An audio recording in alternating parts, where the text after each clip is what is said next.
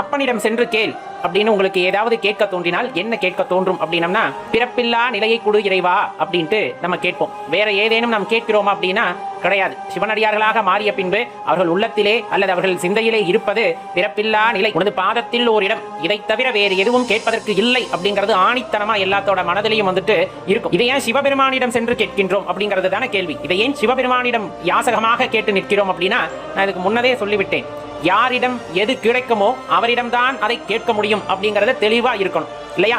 இப்ப பிறப்பும் இல்லை இறப்பும் இல்லை இறைவனுக்கு, அப்பன் சிவபெருமானுக்கு பிறப்பும் இல்லை இறப்பும் இல்லை. அப்படிப்பட்டவரிடம் நாம் சென்று யாசகமாக கேட்பதுதான் பிறவில்லா நிலை.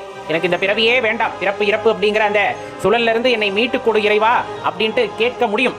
அவரிடம்தான் கேட்க முடியும், அவரிடம்தான் மன்றாட முடியும். அதை எப்படி கேட்க முடியும்? எந்த நிலையில் இருந்தால் நீ கேட்க முடியும்னா, உன்னிடம் அதிகமாக கொட்டி கிடக்கின்ற அன்பை பிறருக்கு நீ இலவசமாக கொடுக்க முற்படுகின்றாய் அப்படிங்கும் போது, அந்த அன்பின் வடிவமாகவே நீ மாறிக்கொண்டிருக்கிறாய் போது, இல்ல மாறிவிட்டாய் அப்படிங்கும் போது, இறைவனிடம் சென்று நீ யாசகமாக எதை கேட்கலாம் என்றால், பிறப்பு இல்லா நிலையை கொடு இறைவா அப்படின்னு கேட்கலாம்.